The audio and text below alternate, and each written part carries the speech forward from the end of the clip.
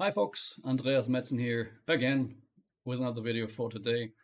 I wanted to ramble on a little bit about consciousness and kind of do it low tech. I won't show any pictures, you'll just hear my voice and see my face, so to say. I hope my words are visually um, fulfilling, so to say, for the ears. I wanted to talk about consciousness and touch in a way the intersection of science and belief slash religion slash ancient wisdom, so to say. And if you notice here on the logos here in the screen on the right side, it has the both logos, Cognizant Life Art and Astrophysics and Cosmology, because it kind of relates to both.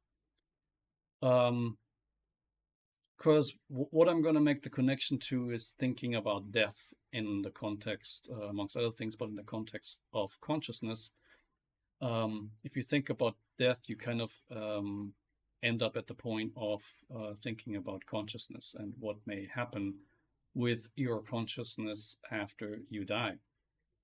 So that's why I have these both on here. There's many entry points where you could start. Let's start with the tough one, so to say, from the very beginning. And I'll make it real for everybody and myself in this little monologue here. We lost our 17-year-old son just about 14 months ago. And that was, as I say and call it, from a human experience, just absolutely, it is, it wasn't, it is absolutely unbearable. And it amplified the need to thinking about, okay, what is it now that he has died so young? Is he gone? Was that it? Physical body dead? His consciousness gone? What is there after death? So this, everlasting for the human experience question, what is it? Now, as you will notice, I'm somewhat Buddhist inclined. Respectively, I grew up, so to speak, Protestant, Christian Protestant, not practicing, but anyway, I'm a member of the church. And let's test those two areas here, that may help oneself. If you think about, what happens after I die, what happens if somebody that is close to me, or generally if somebody dies, what happens? Let's kind of do a quick analysis of what does the belief have to offer. Now, if you look at Christianity, if I'm oversimplifying and I'm not an expert, the argument probably would be, okay, if you have been nice, we will all see each other again in heaven. So you have a waiting period from now, for myself, it would be till when I die. Then I will be able to meet my son again when I also go to heaven. And then the difficult part, so to say, is, or the helpful part is that you can be sure that you will. And the difficult part is that you have to wait until then, so to say, to meet again. From a Buddhist perspective, it would be more like that the subtle consciousness, in a way, impregnates, I want to say, leaves an imprint, that's maybe a better word, on a potential another human life. So this rebirth idea. From a Hindu perspective, it would be more of a soul, and we can discuss soul also in terms of Christian belief. So from a Hindu perspective, there is an Atman, the eternal soul, and that reincarnates. So there's something that's permanent as a soul, and that reincarnates into a next life. Could be another human life, but for the sake of argument here, let's stick to the view that you could reincarnate, or your soul, your Atman, could reincarnate from a Hindu belief. So you have these ideas, and at the first glance of them, these religious beliefs, so to say, at the first glance of it, they don't come across as very scientific, because you're in the realm of belief, so to say, and what to do with it.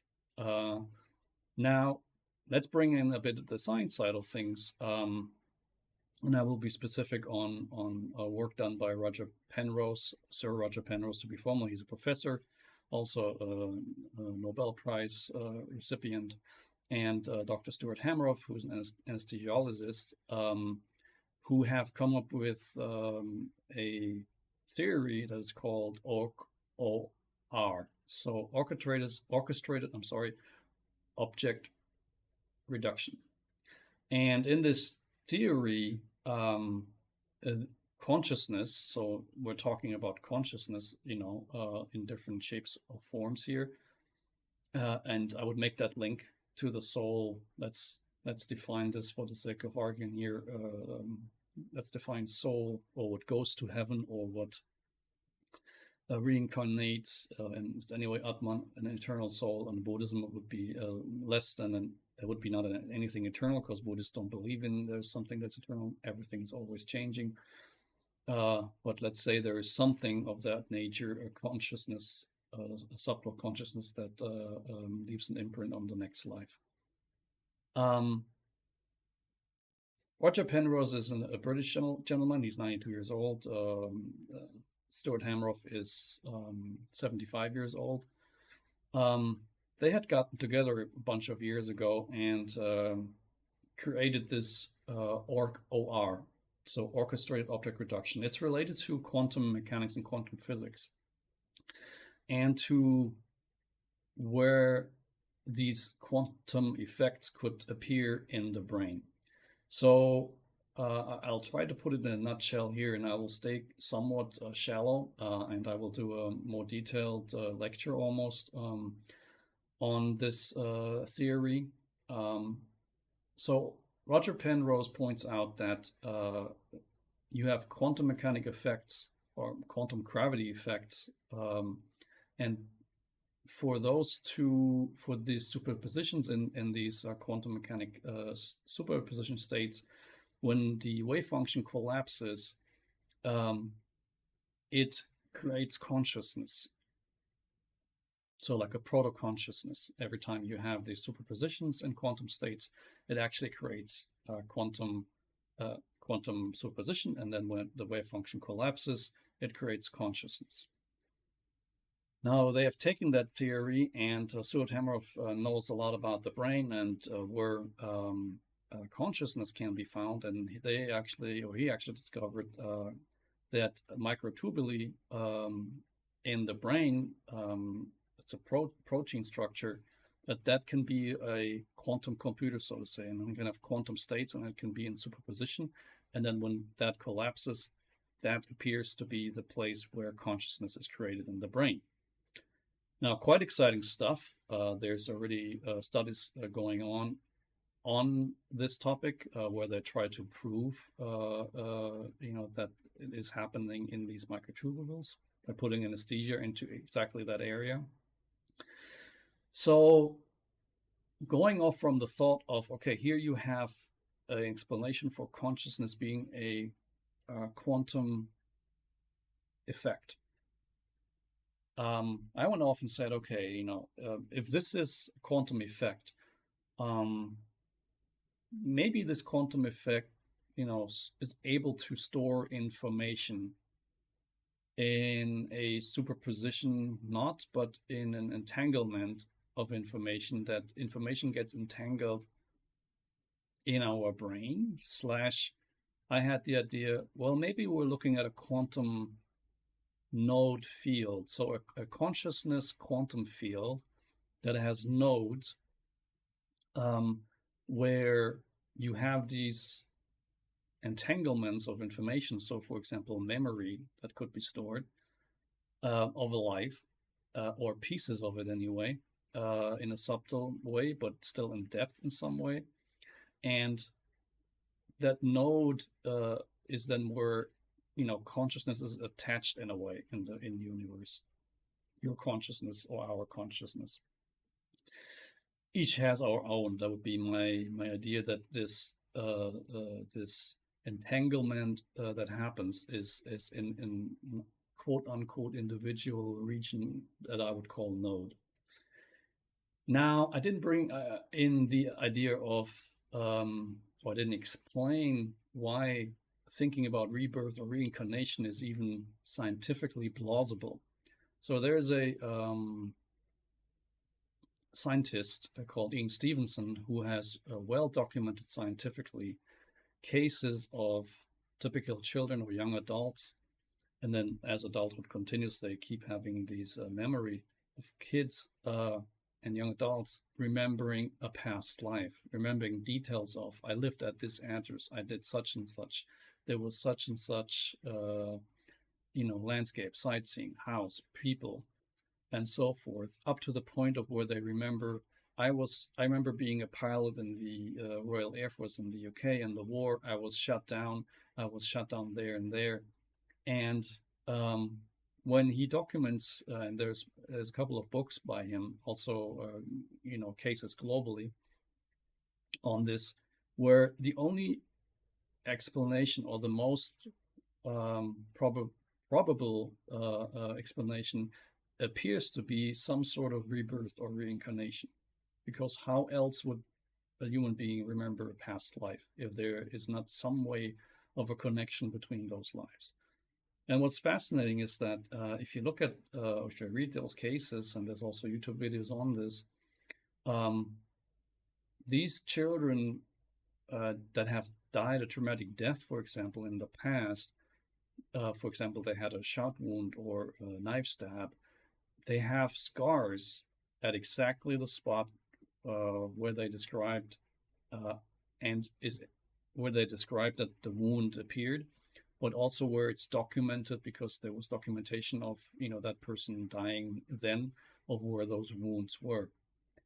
So really crazy, really if you look into the scientific aspect of, okay, there's something, it seems to be obviously rare. We typically don't remember, because it appears we don't have any connection to this this memory, and it appears only to happen very, very seldomly, but it is there as a, not proof maybe, but a very strong indication towards, okay, a reincarnation appears to be possible. So having said that, and just having talked about consciousness, and maybe consciousness is interacting in the universe in a consciousness field. Why can we have space-time curvature, or space-time as something dominant in the universe? And if the theory of Penrose and Hameroff is correct, it would suggest that we have also something like a constant consciousness going on, consciousness / reality appearing, and we as human beings kind of being able to receive consciousness and experience the world. We then can recognize that reality, so to say, with our brains. So how would that work? That's a difficult one to answer, and I will stay very shallow in the sense of you're not going to take this and say, oh, he explained it, so it's proven. But let's play with this. So you have this consciousness node in a quantum consciousness field. Let's say you were conceived as a baby in the womb of the mother. At a certain point, consciousness will manifest in the embryo, where I would argue at that time there's a connection made between the brain there, the body there, and a consciousness quantum node in that field. And you're connected, which gives you also past life experience on a very fundamental level, like basic instincts, so to say. And one could argue, well, those may be generically handed over, but then how would that work, in terms of genetics that you have, then what to do, maybe it's also that past conscious experience gives you a whole array of past conscious experience on a subtle level in terms of instinct. So there's this connection made on that node with your consciousness. You're then connected, and that field, so to say, travels with you. It's with you, and maybe it's just not in the brain. Maybe it's also let's take maybe into in this energy channel that goes down, up and down here, and that's maybe where it manifests. So then you have your life experience. You're a baby. I would argue human experience is pretty dramatic. When you are in the womb, not so much. Maybe it's fairly relaxed depending on the stress level of the mother. When you're born, you're out there. You're born, and all of a sudden you're in this world, and dramatic changes in growth, brain development, physical development, and so on. You're a child and so forth, where you start to understand the world, and then hopefully by the time you're a young adult, you're able to live in this world by yourself. Walking through life with your human experience, the typical thing: school, high school, maybe college, maybe education of some other sort, job, hopefully a partner, house, not a house, a wife, house, of course, if possible, children maybe. And then you work because you need money, because that's how the world works. And then, you're going closer to pension. And then if everything stays hunky-dory, you may live to be a long age, see your next generation grow up, and then let's do a statistic thing, maybe you die at 80 something. And then throughout all this time, my argument would be that your brain interacts with this node and leaves an imprint. And it could be, it's not everything. Data could be stored in this entanglement quite easily. And since we're talking quantum level, you can store lots of data there in a quantum field, I would argue, in a quantum entanglement. And yeah, then when you die, what happens? We didn't talk about this in the beginning, but of course your physical body deteriorates. You go away in terms of the body goes away into its elements, mainly water, and then the rest of it, so to say, which, by the way, is also an argument to look at in terms of nothing goes into nothingness. So when you die, your body as it is doesn't just disappear, and that's it. Your body's in constant change as soon as you're created, so to say, and then throughout. Like if I have the statistic right, every 7 years, each of your cells is renewed in the body, and your body is actually constant change. So there's constant life and death in every moment in your human experience biologically, for sure. And nothing disappears. As Sadhguru says, the body becomes topsoil. If you're buried here, like in Europe or in Germany, you're buried somewhat underground, and then you end up being soil. So there's this cycle. And now, the argument would be, why should this consciousness, or the question would be, why would this consciousness go away?